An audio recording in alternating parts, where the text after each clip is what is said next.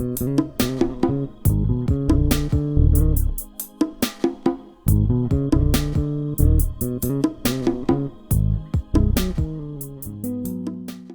everyone, Soul MCA here. So in our last video, we talked about the major scale and how to create the major scale based on any root, any key.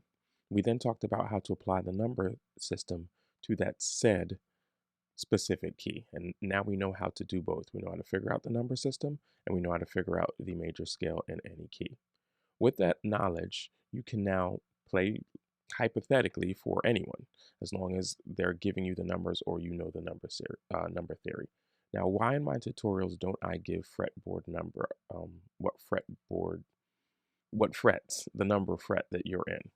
I don't do that because I play detuned. If you don't play detuned and I say go to your third fret, but third fret for me is actually your second fret, that's already confusion.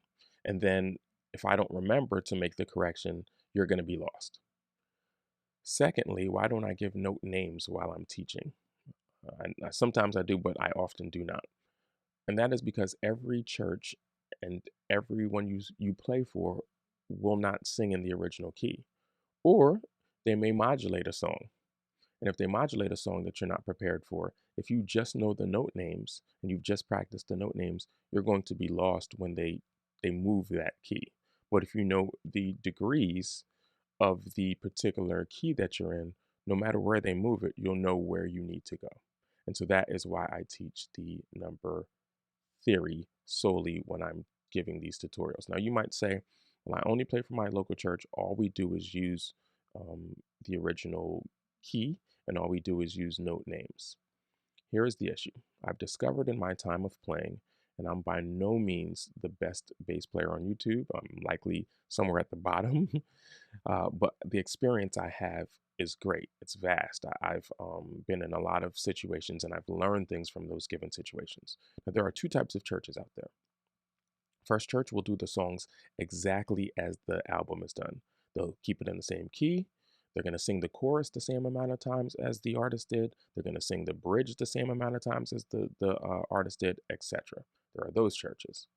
Then there are other churches who are led by the Holy Spirit. Not to say that those churches that do not are not led by the Spirit. That's not good. But these churches may just go as they feel. Let's say it that way. All right.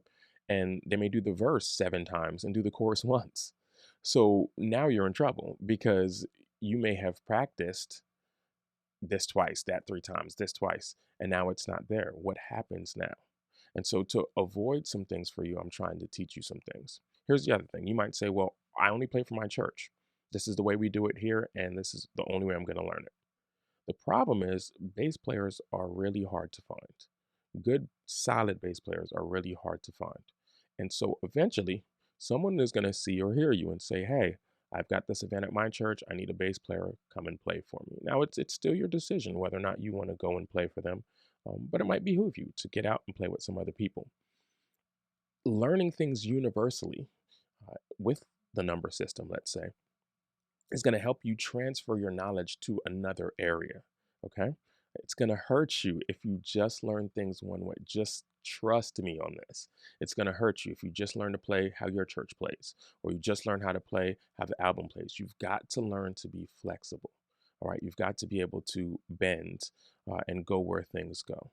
So that is why we use the number theory. And I'm going to tell you, I've been to gigs where they say, here, learn the music. Then you get out there and maybe you can't hear the other musicians. Maybe the singer forgot a part. And now you may skip a whole part altogether. You've got to be ready to go with that. You don't want to ever get to the point where you just rehearse things, even with my tutorials, because I'm giving you the tutorials from start to finish generally most of the time, how they are. That's good and well. It's going to help you sound good. It's going to help you sound correct, but things may change. A part might get added, a part might get dropped. They may not do a hit, they may do a hit. You've got to practice it multiple ways to be able to do it in different ways and different fashions. All right. Now, the other thing is this: most keyboardists are not going to give you letters. Most of the keyboardists I played with, I'd say about 95% of them will give you numbers. Last night I had the opportunity of playing with a phenomenal keyboardist, and it's part of why this video is getting to you so late today. that service I was at yesterday that I didn't intend to play as the house bassist. I was coming to play for the praise and worship leader, and I ended up just being the house bassist. The service went on for over 5 hours. All right, I got home late last night, and I was like, I'm not recording anything. So he was giving me numbers the whole time. And why was he giving me numbers? Well, for one, it's easier for him to just throw up some signs while he's trying to do his chords. In between chords, it's easier for him. There was no talk back mic, so he couldn't just get on and say E flat, A flat. The other thing, we're in the middle of a pandemic. You should be, most musicians are, wearing masks. So he can't say E flat, C, B, A, and me see his mouth because his mouth is covered. So I had to know the numbers, and he had to give me the numbers. Now, as the service went on, we got closer and closer to the end. Eventually, as he wanted to, and most keyboardists will, when they want to start communicating accidentals, your sharps or your flats, flat 7 or sharp 6, however you want to say it, a flat 2 or a sharp 1. He then started to call out letters. He dropped his mask and he started to call out things. But there were errors because we were playing fairly loudly. And I was like, wait, was that did you say a E flat or did you say a B flat? I couldn't really tell. I couldn't hear his words sometimes. So then he had to like over enunciate with his face. And sometimes we got the notes wrong and he's like, oh, my bad. And then I was like, oh, no, my bad. This is my, it just caused some confusion. So then we eventually just went right back to numbers because then we were good.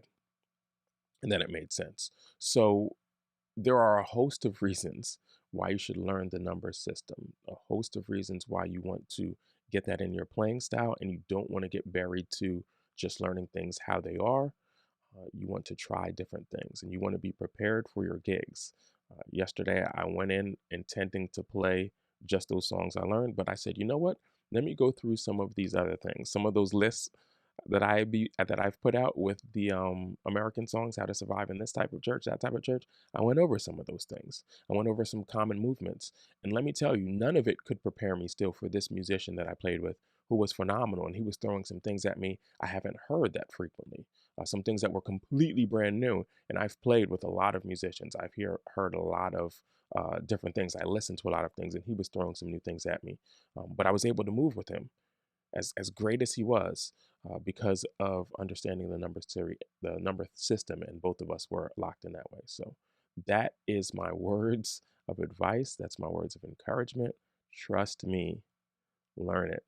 Trust me, learn it this way. Start playing outside of your church the first chance you get. Play with other people. Play with people you don't normally play. Learn things a different way. It only helps you as a bass player. Something I wish if I could go back to my earlier self and teach him, that's what I would teach him. I'm Soul MCA. You all have a good one. Take care.